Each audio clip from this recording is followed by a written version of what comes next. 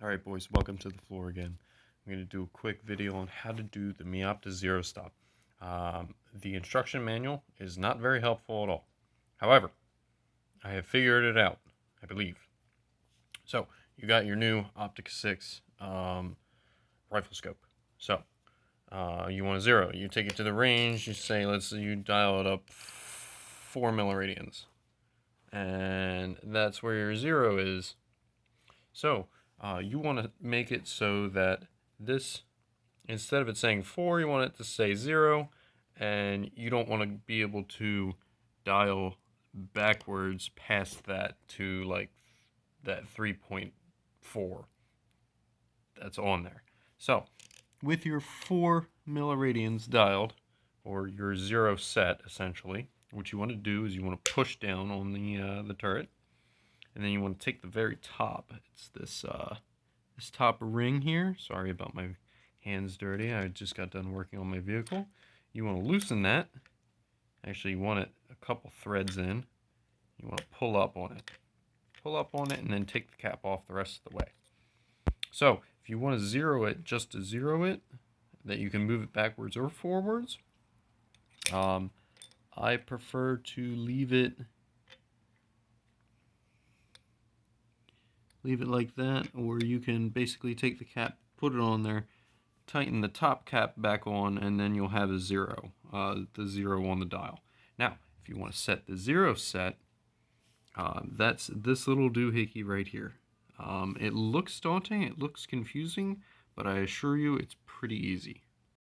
Okay, what you're going to need is a 1.27 millimeter Allen key. And it has to be millimeter because this is a metric scope. It is made in the Czech Republic, so everything is going to be metric. This is a 1.27 millimeter.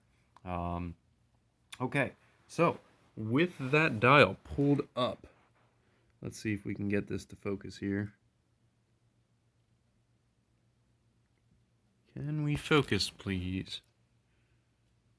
Okay, on that ring, you see the silver ring? There's a set screw in that hole that is set horizontally. I wish this, here, let's see if we can get this to lock.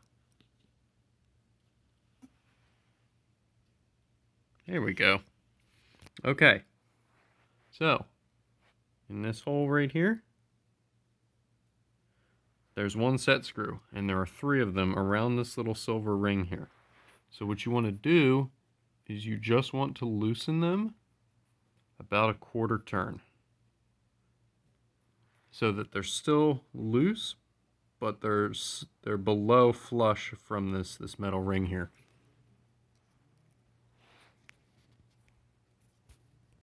Okay, with those screws loose, you can spin it to this little device here. That little device has 3 sides on it. 2 of them are the same, 1 is different. Alright, let's see if we can still get this to focus properly. Okay, so we have a deep side and a deep side, and then we have a shallow flat side. This shallow flat side is the side that stops the zero. So we have that on our 4 mils, and with this ring loosened, we're going to set it up against this until it basically won't move anymore.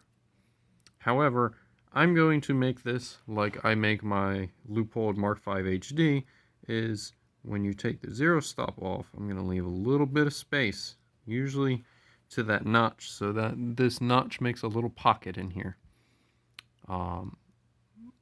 This will be your zero stop, so you want to make it go clockwise. You want to make this ring go clockwise if you have to go up, and this will give you enough elevation to go down if you have to. But this little flat spot is your zero stop. So as soon as this indexes clockwise onto this flat spot, that is your zero stop. After you've had your zero stop set where you want it, you can go ahead and tighten these set screws. Don't tighten them too tight, but just make sure that they're really snug. Personally, I would put some sort of anti-vibration thread locker on them. I use ThreadMate VC3. It definitely makes for an easier time getting those threads out once you have it set, and if you want to like switch different rifles or something. Once you have those set screws set in the place that you want them to, you can take your cap, you can pop that right on top. Oops, we'll see if we can get this to line up properly.